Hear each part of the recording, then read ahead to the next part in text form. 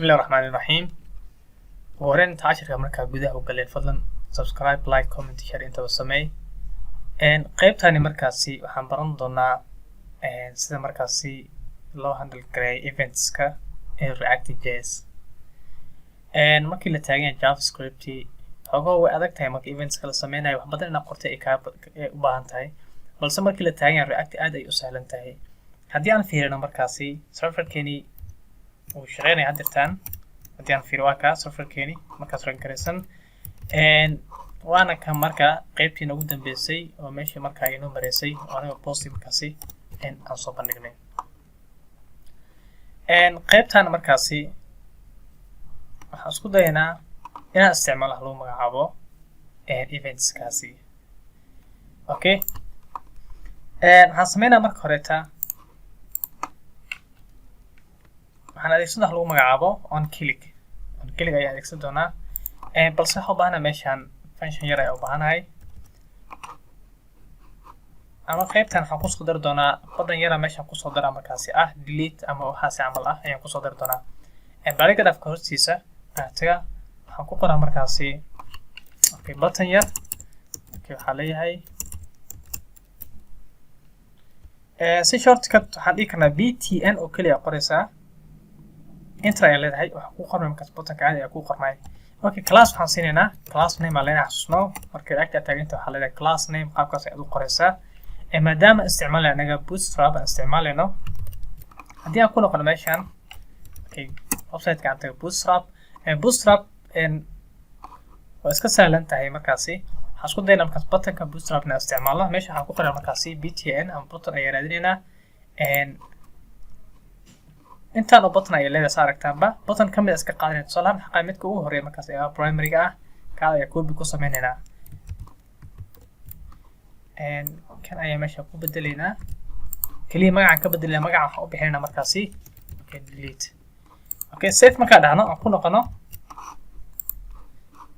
okay refresh marka saarteed maxaa ka soo baxay button-ka ayaa ka soo baxay balse color-ka waan bedeli karnaa gaduud ayaan ka dhigi karnaa si gaduud ugu dhigan haddii fiirisid qishka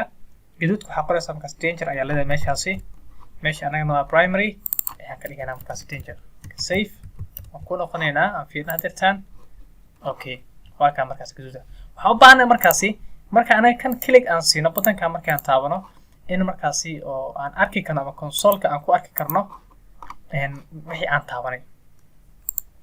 okay console-ka tagaynaa meeshaan saaragtaan waxaa noo qoran error yara qoran oo waxaan isticmaalay meel qoranta class like waxaa loo baahan yahay isticmaashid class name sababtoo copy hadda aan sameynayni bootstrap class ahaan ay qoranaysaa laakiin anaga bedel xalina class name save hadda tii aan ku noqono markaasi waa ka refresh okay waa nadiif okay waxaan rabaa button-ka aan click siino laakiin aan aragnay event-gaas markaasi qaabka u soo muuqanayo waxaan ku xiraa meesha lagu magacaabo on click okay halaya markaas on click ayaa leedahay okay qaabkaas ay u qoraysaa on click-kaas markii la taabto waxa rabaa function inaan kula xirno function-kaas shaqada uu qabto markaasi function-ka aan ku xiraa waxaa leeyahay waxaan u bixinaa markaasi okay handle delete ka ayaa u bixinaa marka function-kaas ayaan sameynayaa waxaan tagayaa qaybta koreeta function meeshaasi ku hadda dee save aan dhaho aan ku noqdo page-keeni waxaa noo soo baxay error function-kan anaga hadda aan sheegno lagu magacaabo handle delete aan lagu magacaabo is not defined sababtoo lama yaqaano function-kaas ayaa hadda abuurinaa function marka si aad u abuurtid waxaa leedahay magaciisa ay sheeginaa okay handle delete okay waxaan isticmaalnaa markaasi arrow-kii isticmaalaynaa arrow function isticmaalaynaa okay markii function-kaas keliga la siiyo waxaa u baahanaa inuu dhaco meeshaan console.log waa inuu dhaca laho okay waxaa markaasi okay post was deleted okay in qoraalka la tirtira camal saan u darayno save aan leenahay hadda page-kan aan ku noqonaynaa okay markaan click siiyo meeshaan fiiri inta waxaa ka soo baxaya marka wixii aan taabtay click markaan dhaho maxaa ka soo meeshaasi post was deleted ka soo baxay oo qoraalkii inta aan ku qoray marka events qaabkaas ay ku sameynaysaa hadda click siisid xaggaas ay ka soo muuqanaysaa aragtaan ay ka soo muuqanaysaa dhinacaas ay ka soo muuqanaysaa okay taa aragna marka qaab kale ay jirto waxaan isku daynaa mid kale tina aragno inta waa on click caadi on change inaan aragno haddii meeshaan kusoo darno input yar aan kusoo darno waxaa leenahay markaasi input kadib waxaa leen typekiis waxaa leenahay text okay text ayaa leenahay marka waxaan samayn karnaa kana inta ka xiri karnaa hadda aan fiirino markaasi pagekeeni meesha waxaan kusoo darnay input yar ayaan kusoo darnay laakiin ma qurux badna aragtaanba wax markaas aad u qurux badan maahan haddii aan qurxino waxaan ku daraa markaas class waxaa adeegsadaa class markaas lagu magacaabo and form and control ayaa adeegsanaya safe aan leeyahay haddii aan ku noqdo halkaas markaas waxaan usoo baxay mid aad u qurux badan waxaan rabaa kan inaan qoraal ku qoro